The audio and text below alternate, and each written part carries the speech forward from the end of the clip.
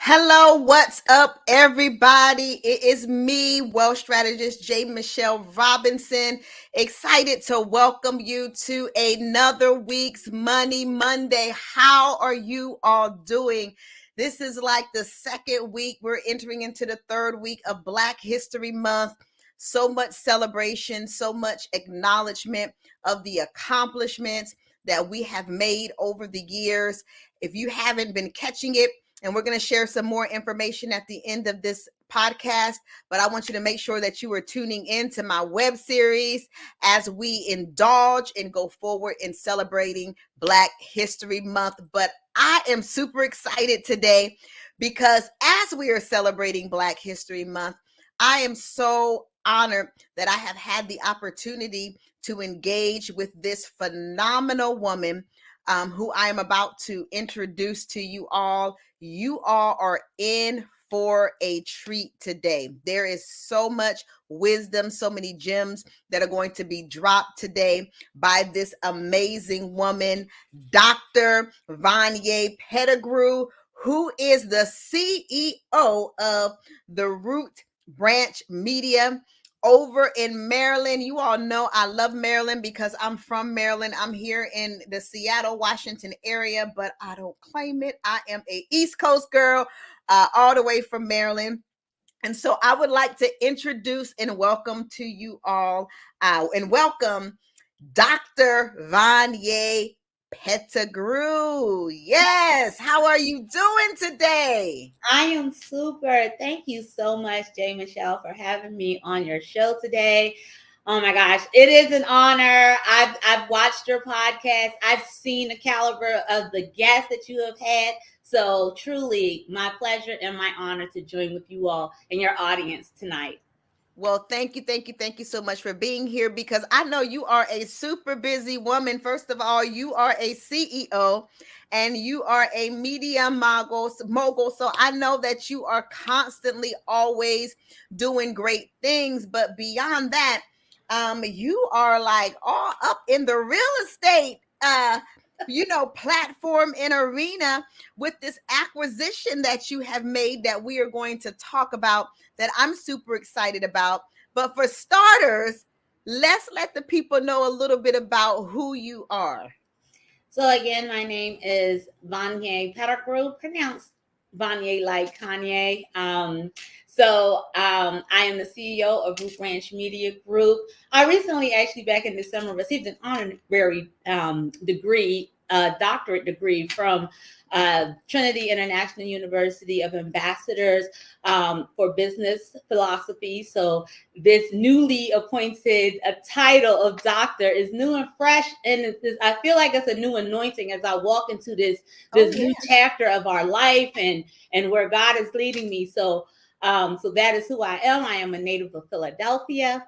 North Philadelphia to be specific, but we are rooted right here in Baltimore, Maryland. I am the CEO of Root Branch Media Group, which has now turned into what we call here the Root Branch Multiverse, because it consists of all of our entities. You mentioned our property, which we recently acquired that we'll get into. Our building is named the RBMG building for Root Branch Media Group. So this is the RBMG building, Canton Harborside. We have our Root Branch Media Group production studios inside of the building. We also have Root Branch Office Solutions, which is the entity that manages our tenants and our event space. We launched our own coffee company, Root Branch Press Coffee & Co., because we intend to build out a coffee shop on the premise of our property. And then our 501c3 Root Branch Arts and Outreach Institute, which through our Outreach Institute arm, we offer media arts education to young people grades pre-K through 12. We partner with school districts. We have a huge contract with our city here in Baltimore. We also have our Grow Academy, which offers enrichment and a wide variety of media courses for adults 18 and older. And then there's the Root Branch Marketplace Academy and the Root Branch Marketplace TV series, where we train small business owners and entrepreneurs, particularly here in Baltimore, developing skills in media and media production so that they can use media as a tool to grow and scale their small business. See, the producer took me off the screen, but you should have seen my face because I'm like, oh my goodness. Wow. That is so amazing. And I have so many questions. I'm like, oh my goodness, like a lot. Like, what kind of vitamins are you okay, so let us to this because I'm sure that the viewers want to know more about your strategy, your how to, you know, because what you just shared with me, I mean, that is a huge undertaking. We're not just talking about, a media company, which all in itself is a big deal. But you just talked about a coffee shop. You talked about a nonprofit. You talked about partnerships. You said a whole lot. So let's get into some of this. So first of all, I want to talk about this property real estate acquisition because we know that we are living in a time where real estate is a discussion. Interest rates are ridiculously high. People are trying to figure out if they should purchase property, if they should wait, all of these different things. And here in the midst of that, here you are, a woman, a Black woman, and you have just acquired a property, and not just any property, because anybody who is familiar, I'm so excited because I'm very familiar with Baltimore and Maryland, but anybody who's familiar with the waterfront there in Baltimore knows that we're talking about a prime piece of real Yeah. estate that you were able to acquire $2.25 million. Can you tell us about the journey that led you to acquiring? And is it a block? I mean, what? Talk to me. Yes, you done bought up a block oh, on the waterfront in Baltimore. Talk to us about that. Yes. So we started this journey amidst the pandemic. So there is backstory to it. Obviously, when the pandemic came about, we all thought we were going home for just a couple of weeks to be safe and, till this kind of thing blew over. So what started out as 2 weeks turned into 2 years.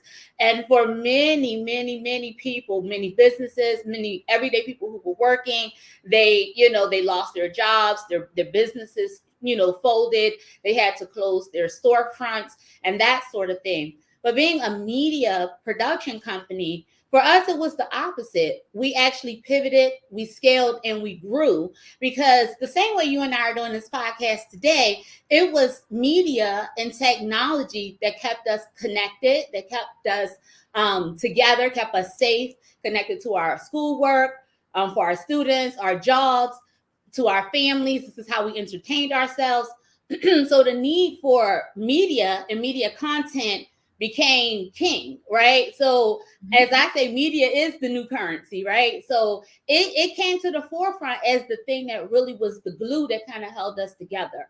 And for Root Ranch, because we've always worked in the media arts space, working with young people and children, teaching education, we have a school district-wide contract with the school system where I deploy over 40 of my teachers into the schools to teach film photography and media arts as the enrichment block. So essentially, the same way your student or your child may go to art, music, or gym class, they would take filmmaking or photography with one of my teachers at their school.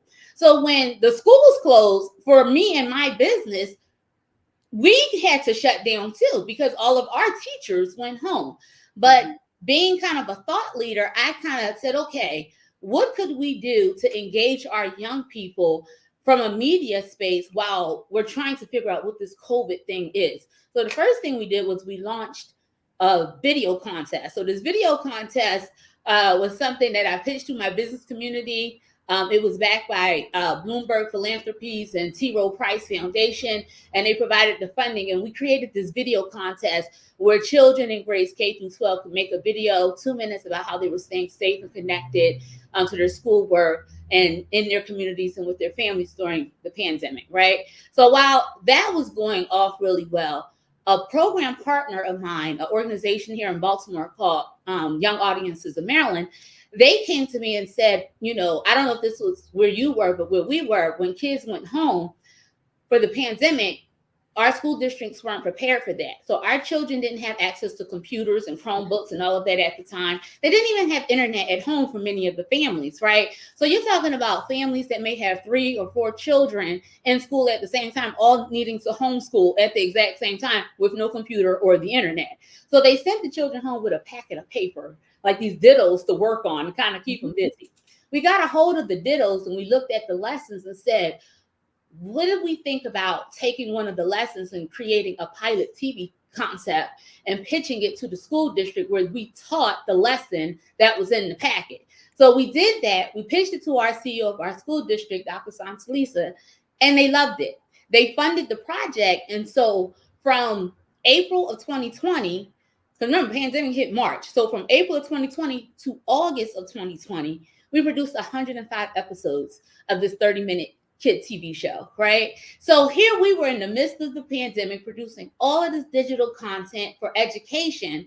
And essentially, us doing that, at least locally, was a solution in the midst of a health crisis. So for those families that did not have computers yet or the internet wasn't figured out yet, they were literally able to watch TV and learn their lessons. And so that pivot, that innovative thinking caused more education organizations, the State Department of Education, to kind of reach out to us to continue to create training content. So again, while storefronts and things were closing, we're out there with masks on, working 12-hour days, shooting banks and banks of video content because we're essential personnel at this point. Because if without us doing this, our children would have experienced an enormous gap in their learning, right? So that put me in this motion, in this space of, I need to find a place for us to keep shooting and making all of this content, And so at this point, I want to ask the question. At this point, where were you all at? I didn't have an office. I didn't even have a physical space.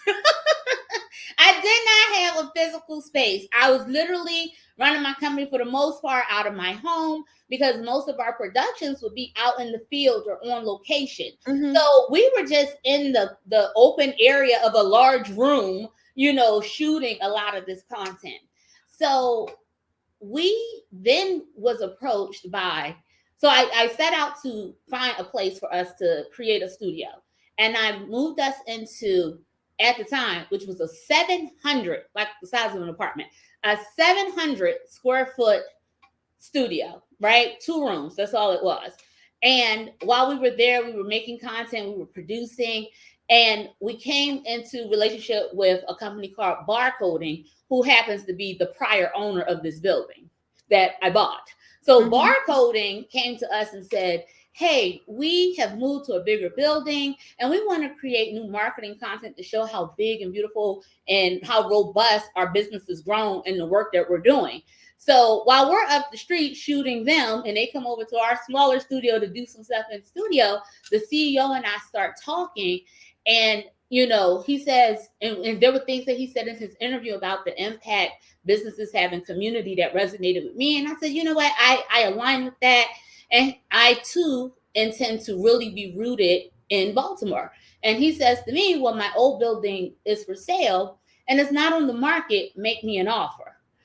And I was like, well, what is your old building? And then when I realized it was the big building that sits on Canton's waterfront, literally on the harbor, the waters across the street, right out front of my window. And the building sits at 14,400 square feet. So he's talking to me in my 700 square foot office and saying, buy my 14,000 square foot building that happens to be the full length of a city street block. And so that began the journey. We began the negotiations. We moved into a lease to purchase agreement. And I actually moved into the building. I had been in the building for 18 months, head down, working, growing out the models, doing some construction and all of these things. And then in November of 2023, we actually purchased the building for, as you stated, $2.25 million. And then the public records hit. And so now we've been in the news, like literally every other day. But not only was this purchase so significant from the price tag and all of that, I also made history. So we ceremonially kicked off February 1, Black History Month, with an event here at the building with representatives from the city and the state presenting citations, proclamations, and resolutions. We received like 5, stating that I am the first Black woman in the state of Maryland to purchase an entire block on Baltimore's Waterfront. So our city council president, when he gave his speech, he was like, I need y'all to understand this. Like, this waterfront, and I even shared that this waterfront is where Frederick Douglass escaped slavery. Like, he was a ship caulker on these same ships that sit right here on the marina outside of my door, right? This is how he escaped slavery. So we went from being owned, we were the property, to me now being the owner of the property generations later. Oh my god, that is deep. It's so deep. Here's what was really cute about the deep, because I named the ceremony, bought the building, bought the block, #building block. And I gave out everyone this building block with our logo and our QR code on it, because I wanted it to symbolize that each of us play a piece. We're each a block in the building blocks to building Baltimore. Oh, I'm gonna need one of those, Dr. You need a building block? I need a building block. I'll pay for it. I need a building block. I will send you a building block. Please. Yes. Yes. That is so deep, and the whole story of how things transpired.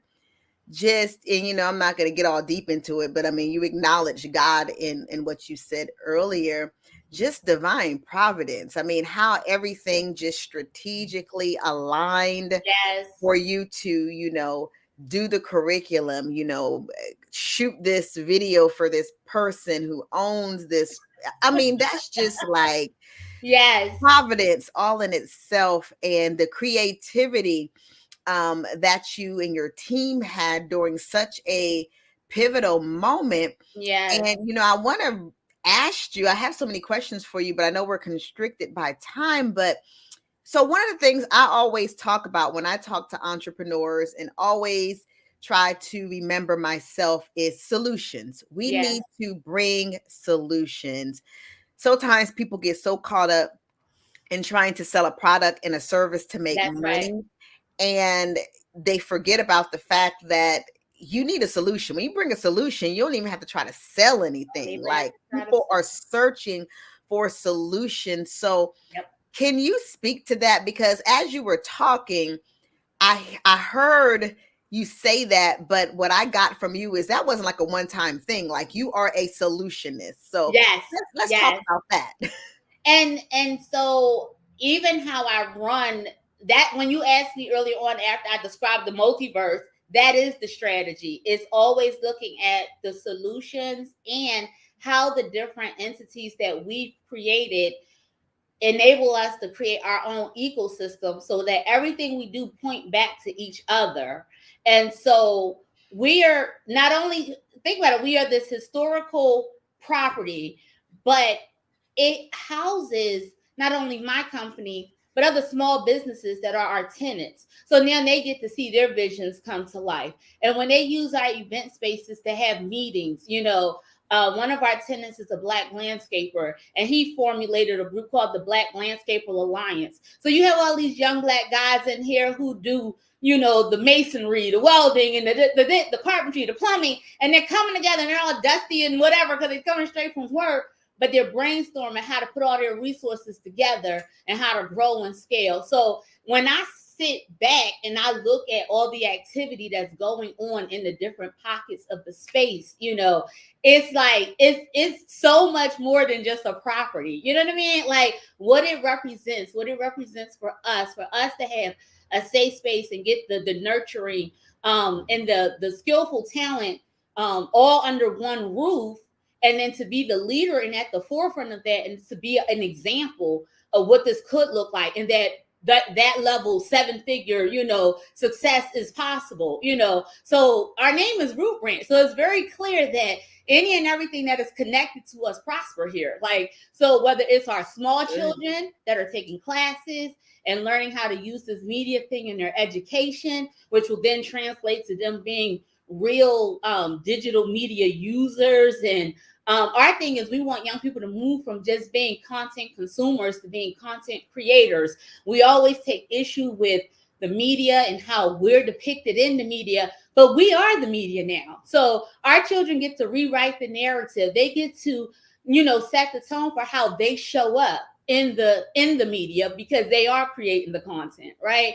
So we're teaching business owners how to leverage these same digital assets to so with our marketplace, we know that businesses, they may vend and do pop-ups and flea markets and that sort of thing. But when you create a digital asset and a digital marketplace, that now pro-produced asset can be used over and over and over again. It's evergreen. It can continue to be shared, and you can continue to generate sales without lifting a finger. So we're teaching them how to move and live in a digital age, being 21st century thinkers, learners, explorers. That's really what this is all about. We are experts in media. I'm the media mogul. So we're the expert in that, and we try to show you how to do that no matter what stage you are in or at what age. It doesn't matter of life.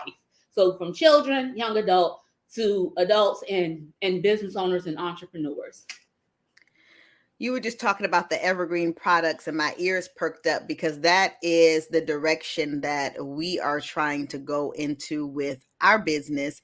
Because, of course, we want to be able to expand beyond the Pacific Northwest area, be national, global. And with that being said, I can't be in every place all at the same time. And, nor can a staff be. That's right. However, a digital product can be, That's right. all over the place at the same time. So that's good. And a lot of entrepreneurs need to start thinking about That's right. what evergreen products they can implement into their business. I want to talk to you about impact, because being from Maryland, I'm actually from the other side of the bridge. I'm from Salisbury. Oh, that Bay Bridge. Yeah, the Bay Bridge. I'm from the other side of the bridge. There's that distinction that's there. Yes. But, I'm, again, very familiar with Baltimore. We were obsessed with Baltimore, in fact, when we were growing up, because that was like the big city over there. Right. With that being said, though, there's this understanding that Baltimore is very underrepresented. There's a lot of poverty that's there, all those different things, which again is why what you did during the pandemic was so important for those students. But from that same lens, looking at this purchase, this real estate that you were able to acquire, what do you think that means for the Black community as a whole? Wow. It's big because the reality of it is, it's not that there aren't other Black owners, right? Because I have a neighbor on the left and the right. There's Judy Island Grill, which is a Caribbean restaurant. And there's a gentleman who just purchased the bar on the other side of me, on that corner. He hasn't named it yet, or I don't know what it's named yet, but he's doing construction on it right now. So there are owners, but my purchase being so sizable and is the length of an entire block, it's really drawing a different level of, attention. And it means so much for the city, because it's no secret that Baltimore even has that name hanging over it of being the tale of two cities. Like, there's a very wealth, side of the city and a very impoverished side. With the work that we do, because we work in the schools, we're in those communities, right? And even more specifically, we're in those schools that who may not have had that investment yet of becoming a 21st century school. It's not a remodeled school or anything like that. We're in those schools that are really, waiting their turn and in the trenches. So my investment and what we've done with our academy is that I've purchased 24 portable film kits so that our teachers check out from the studio full bins of equipment, pro lights, microphones, cameras, tripods, lights, the stands, all of the pieces to turn any kind of room, any kind of environment into a pro studio. So it doesn't matter what the resource that school may or may not have, because we bring everything to them. And it goes both ways, because while yes, our students may have taken field trips down to the harbor to go to the science center or the aquarium, it's a very different thing. We actually hold field trips to the building, and we haven't done a full construction makeover just yet. But the principals find value that they need to meet me. They need to see me. And because we are already represented in their schools, we together want to make sure that those students really understand who it is that's at your school. Like the same way Broadway is at your school, you need to feel like Root Ranch is at our school. You know what I mean? And they're that big studio that's owned by the Black woman that did this thing, and then they come and they take a tour and they spend the day here and they do what they would have done in their classroom, but in our classroom here and in the studio using the actual pro equipment in the studio. And we make a video of that experience, and it's a whole thing. So we do that with the children. We do that with our marketplace. Again, allowing those small businesses that may not be at that stage yet where they're getting the kind of funding, or they can't afford to properly market, at a higher level. It's literally the principles of Kwanzaa. Like, it's like collective economics. For a small entry point, they get to be a part of an episode that collectively we showcase, for 30 minutes, for an hour, all of those businesses. And might I add, we're very, very excited because we just announced this week that our show has received the credits to have IMDb credits. So by being on our marketplace, each of the business owners that are featured now have an IMDb credit if you look them up for being on Root Ranch Marketplace. You're a big deal. I hope you know you're a big deal. I hope you wake up in the morning. I hope you wake up in the morning and look in the mirror and you know that you got it going on. You're a big deal. You're making impact. I mean, especially when we talk about young people, they really are our future. So being able to get in and be able to influence and encourage and mold the lives of young people it's a wonderful testimony. And I gotta reiterate something, because we're talking to people nationally. When we say that you have property that takes up a block, them Baltimore blocks is something else, especially down there where you are. Because listen, a couple of years ago, me and my family were out there and we got caught up in this thunderstorm, and we're trying to run back to the hotel, and the GPS is telling us how many blocks we got, and I'm just like, it's a block. So we're not talking about those little teeny block around the block. It's a real block. All four sides of the block too, like the back of it, the sides, all of it. Yes. All right. Listen, your journey, with all that you have built is so inspiring. I'm sitting here with my pencil out, my yellow pencil, taking notes, because I'm just really inspired by everything that you shared. And so I want you to give some advice to aspiring entrepreneurs, especially those of us, from the Black community, those who are underrepresented, those who may have come from what some would say a bleak background. Share some advice to us, who would aspire to do some of the great things that you have been able to accomplish. Thank you. The one thing I think I would share, because my journey, like I think many of us, Black women, women of color, our journey is never just a straight path, right? It's never just, we're going to go from here to there, right? And the way it happens for us isn't always a traditional way that it's going to happen. And because I already understand that, it gives me a different type of hope and a different kind of, push, because I'm telling you, I'm just going to be transparent. And I tell this story a lot because I think it's important. I don't even own a home, okay? I've never even bought a house. So it's not like I'm this real estate person who knows all this stuff about buying and blah, blah, blah, blah, blah. I literally was looking at the man like, what would make you think if you in my 700 square foot building, office space, that I can then afford, right, to buy a building that's 20 times this size, right? But one thing don't have anything to do with each other, right?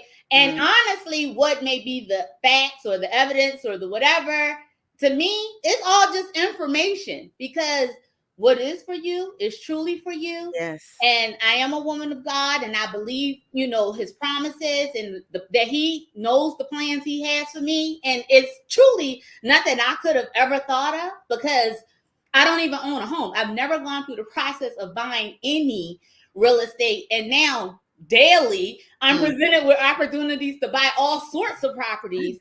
Right. Like recently someone's like, what do you think about buying this beach? I'm like, you want me to buy a beach? Like, okay, like what are we talking about here? So they're like, well, if you could buy a black on the water, you could buy a beach next. So it's just incredible. So again, just one, it is a faith walk. You do have to do the work. There are some formalities and some practices in the way that things are done, but you got to understand, when I embarked on this, when I was even in negotiations of what the purchase price would be, saying 1.5 to 2.25 meant one number over the other, because they were just numbers, you know what I mean? So I'm negotiating numbers as though it all, whatever.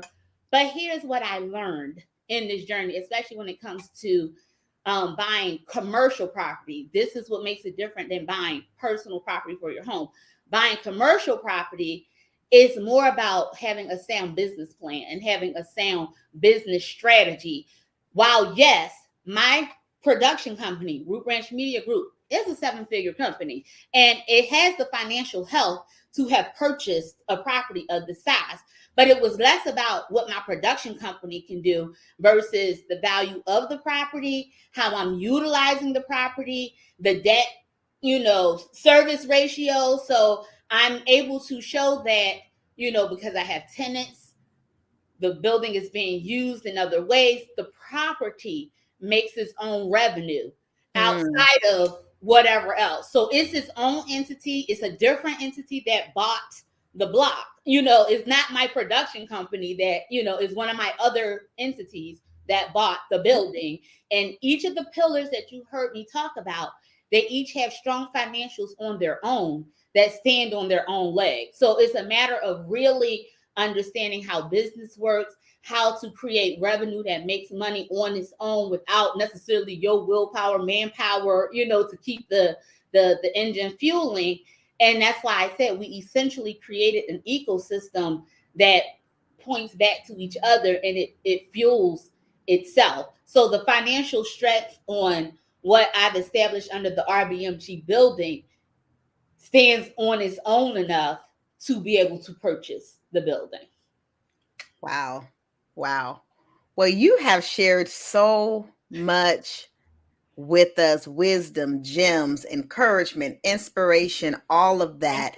How do we find you? Because this is just a little 34 minutes that we were able to share with you. So how do we find you to be able to, follow your journey, get more information, get in touch with you? Please stay connected. We are across all social platforms, but I will share the Instagram, which is Root Branch MG for Media Group. And then if you go from there, the bio, you'll find my personal page, which follows my journey as a CEO and media mogul, and that's Vonnya Rooted. And then you'll find all of the others, the RBMG building, the Press Coffee, our summer media arts page that follows our children and what they do in their summer camps and all of that. Thank you so much. And we didn't even get into the Press Coffee while I'm over here in Seattle, and we are. I'm sending you a block and some coffee. Okay. I'm gonna hold you to that. I got your phone number. Yes. Well, thank you so much, Dr. Vonnya, for coming on and sharing your story with us. As I said, You've shared a wealth of wisdom, gems, inspiration, encouragement, and I look forward to connecting with you in the future. Thank you so much again, J. Michelle. What you're doing here is incredible. Bringing ladies like myself on to talk about our money journeys, because we need this. We need to be talking about this more, so that we can apply these skills and these resources, because that is truly my wish, that we all experience wealth and abundance. So thank you. Thank you for what you're doing. Thank you so much. Take care. Bye-bye. You are, oh my gosh, oh my gosh. I'm over here like so excited about all of this information that we've just received.